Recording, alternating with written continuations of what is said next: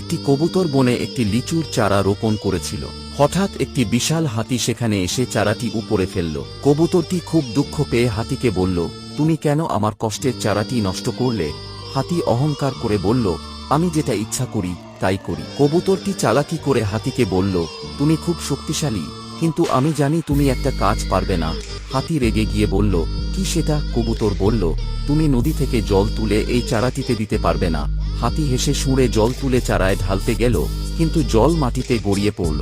বারবার চেষ্টা করেও ব্যর্থ হয়ে হাতি লজ্জা পেল। অবশেষে হাতি কবুতরের কাছে ক্ষমা চাইল এবং তারা বন্ধু হয়ে গেল। ভিডিও ভালো লাগলে লাইক দিবে এবং চ্যানেলটি সাবস্ক্রাইব